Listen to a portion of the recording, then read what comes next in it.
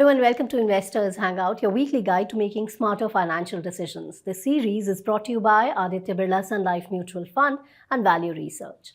In today's discussion, we're tackling a question that many investors face. Can there be a portfolio that can withstand the crazy ups and the steep declines? So we're joined by Dhirendra Kumar, the voice of Value Research. Welcome, Dhirendra. Thank you. We know that markets are volatile, they are unpredictable, and that's the nature of the markets, as you say. But can there be a portfolio that can thrive both in bull runs and bear crashes? Yes, there can be a portfolio, but that is not, I'm not prescribing that there is this portfolio.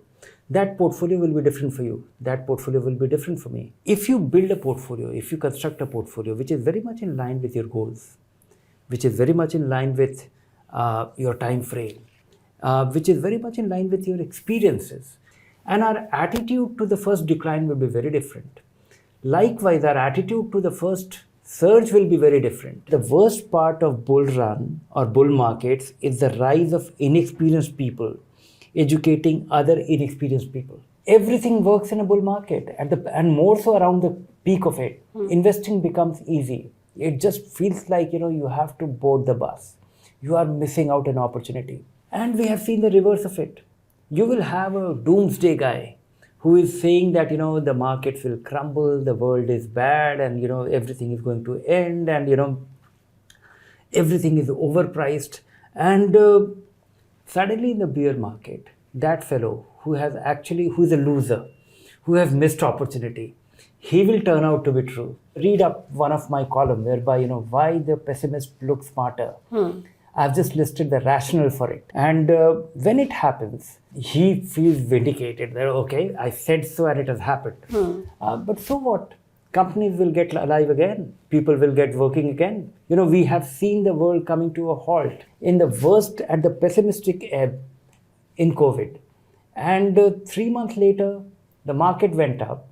And 8 months later, the world just shook up and got going. Right. And we are back to the old ways, and everything got started. There were businesses which came to a standstill. There were businesses which were crumbling, which was crawling, and there were businesses which were thriving. That actually brings in the concept of, why diversify. Yeah. Everything does not get affected in the same manner. But I would say that if you have thought through your portfolio, because in the bull phase, if you are thoughtless, it's the most profitable thing. Just that one day it will come and hit you to your end. Likewise, if you become ultra conservative, to benefit from bull run and bear run, or rising phase of the market and falling phase of the market, it is very important not to go on other extreme. Right. So you're saying balance is the key, but balance in a very calibrated way. I would like somebody to be fully into equity if he still has 20 years to go, but 3 years to retirement, have 25% not into equity. So this question will change for everybody. Right. Customized balance for yourself. Okay. So let's break it down one by one. What expert strategies do you think can help investors survive from market crashes? My first goal at every stage is that help a newcomer start believing the market. And the problem is this. I want everybody who is starting in the market to start with an aggressive hybrid fund. It is 25% fixed income, 75% equity. It will not crumble when the market crumbles, and people have no problem going up. People have a big problem coming down. The way it comes down is something very unnerving. It drives you out of the market forever. So it is very important for a newcomer to develop a belief in this. And that is why I want everybody to start with aggressive hybrid funds, so that at the outset, when you are getting started, you don't get a massive blow to be driven out of the market. The problem is that the exciting part of the market is that when you do that, it's not exciting enough. When you invest in a small cap fund, it is exciting. When you invest in a racing sector fund or a thematic fund, it is exciting. It actually is doing well. That is why something is getting launched. You have to choose. You want long-term financial success or you want excitement. If it is excitement, then, try your means. Still, I would say that, you can moderate your risk by doing your SIP. Next phase is somebody who has already built something meaningfully. You were lucky, you started post-COVID, and in the last 4 years, you have been very lucky that your investments have done well and you have invested more. And now you are sitting on money which is, 3 times your capital. You gradually invested 5, 7, 10 lakh rupees and it has become 20 lakh rupees. If that is the case, then bring in that shock absorber now. If you are lucky to ride the market upside, then bring in 10%, 20%, 25% into fixed income. So that if the doomsday when it comes, you will have money to invest. You'll feel little happy about it. You'll also be comforted that okay, all your money is not crumbling the way it is. So it will reduce the fall. So it's very basic arithmetic. And then always every year revisit. When you start investing, you think that okay, you are investing for next 10 years. When you will retire. Next year, your investments are for 9 years. And at some stage, your investments will be for 3 years. Do you need to moderate that risk? Investing for 10 years is not the same as investing for 3 years. And that is something which you should revisit yourself. Okay. How can one benefit from bull runs while staying secure? If you have fixed these rules that you will be 25%, 20%, 30% into fixed income, every bull run will keep, help you realize some gains out of it and keep, if you keep maintaining 30%, rebalancing will help you. And that is when you will also feel happy when the market crumbles. That, okay, now I can put money and everybody else is fully invested. So not being overly greedy and not being overly fearful and having the courage to implement this plan at the worst of times. It is very difficult to invest in equity when it is crumbling. Right. And likewise, it is very difficult to resist not investing in equity when it is going up so rapidly. Having this discipline and having this belief in this principle will be very helpful. It will help you get wealthy faster. So it's all about discipline. But do you think there's ever a time when an investor should completely shift their portfolio based on market shifts? I would say yes, but humanly it is not possible to do it. That is why I keep saying that, calibrate it. At first, keep it at least 50% equity, 50% debt. Even if it's a very long-term portfolio and you are getting very scared of the market, that it is very risky. Because markets sometimes do go up. And they do go up dramatically. It looks very stupid to be investing at that time. But you don't know, but that is the time when the market is still going up. And it's very difficult not to be investing.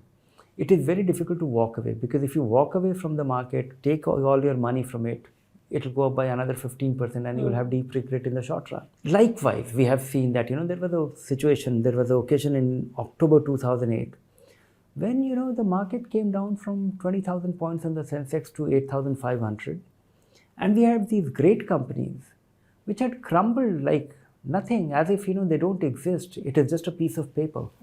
And many companies started looking like, the total market cap of many of these companies and some blue chip companies were lower than the cash that they had on their books. So if I had the opportunity of buying that company completely and auction it, and I'm able to sell all the stocks in the market, I will still end up with thousands of crore which was lying in the balance sheet.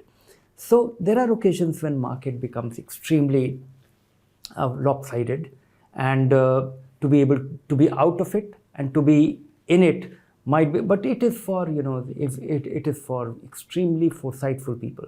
You can do it for a specific company. It is very difficult to do it for your portfolio. It is nearly impossible to do it for your long-term equity portfolio. So I would say that try and dabble it with allocation. If you have thought of keeping it 50-50, maybe make it 75-25. But don't drift it, because markets can remain irrational for a long time. That brings us to the idea of risk tolerance. So how can one really gauge what is your level of tolerance for risk, and how to adjust portfolios accordingly? One is that, you can't do it very objectively. The day your investment goes down in value to an extent that you lose your flip, that you realize that what your risk tolerance is. Not only that, it's why it is even more difficult is that your risk tolerance changes not just with money. It changes with time. With experience. With experience, your risk tolerance is changing. It's almost like the equity that you derive while driving. If you're getting started and you have put that big L mark on your windshield and, you're driving. And First, you have a person who is sitting alongside, giving instructions, telling put on the brakes, don't accelerate, and this and that. And then once you learn it, and once you have drove 5,000 kilometers, then everything happens seamlessly. You don't even notice when you're applying the accelerator or changing gears, or changing track or changing lane. Most of the things start happening intuitively. Likewise for investing. First time the market goes down by 10%, you get upset. And after you have seen big declines and you have survived and thrived, or seen your portfolio recovering, you don't care. But you must have those variables in place. You must have time ahead of you. So it all depends. Figure out your risk tolerance, look at the investment value, and look at the worst case scenario. What if it becomes half of it? What will happen? If you have the time, you might have the risk tolerance too. But in such phases, bull markets or crashes, is there an asset class, commodities or real estate that can help you hedge the risk? You can just pretend that you have done some hedging. But when you have this situation, extreme situation, you can build all the shock absorbers with your mind by setting reasonable expectation and learning a little bit that what is going on. Second is that, if you are able to configure yourself with some assets which will not, having a home. So you'll at least have, you'll be saved of spending on rent. Likewise, having a flexible lifestyle cost that you'll be comfortable spending this much money, but if you have a little less, you'll still manage well, or you'll happily manage well. That is one, that is another. Third is that, if you are working on an asset allocation, and if you have the time, and if you're very sure about your time frame, because 5 years and more, you can be assured that you'll be able to tide over something a little better. But 6 months, you can be assured that you'll be met with a calamity.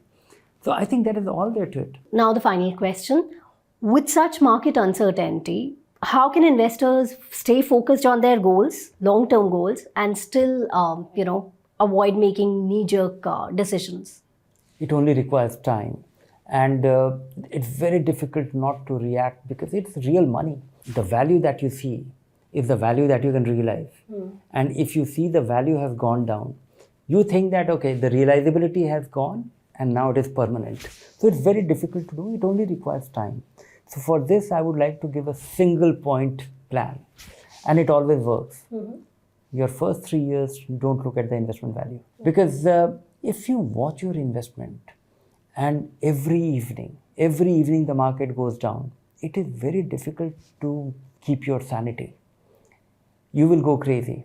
And not only that, once that amount becomes larger, we start connecting it with real life things. For example, your portfolio becomes 35 lakh rupees. And that may be a very meaningful sum of money. And it could be worthwhile for somebody saving for 10, 12 years. And it's not fun money. It is meant for your retirement. It's a crucial goal. It has to grow even further. And then what happens is, you have all done it with 40,000 rupees a month contribution. You have done it over the last 10, 12 years. And then this money, one day it goes down by a lakh of rupees. Another day it goes down by another 50,000 rupees. And then you say that, oh, this is my fourth month of contribution. And the moment you start making those connections, it becomes extremely difficult. You will not need this money for next 10 years. So my suggestion will be that buy some time. First 3 years, don't look at the investment value. Look at it every 3 months. And you just might be pleased with it. Some of the daily noises will be cancelled out. And after that, look at it every year. And when you look at it every year, you'll be even more pleased. And so for first 2-3 years, if you do this, then you realize that magic happens, don't bother. Right. So it all boils down to building a resilient, well-diversified portfolio and sticking with it for a long haul. Get strong mentally. Get used to it. Right. Now moving on to the viewer's question.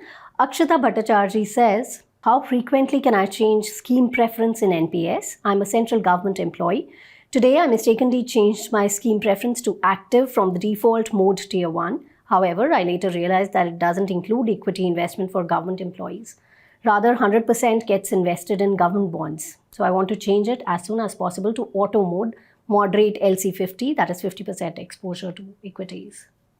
All central government employees are permitted to make changes in their allocation or their funds twice in a year, twice in a financial year, which is April to next year March.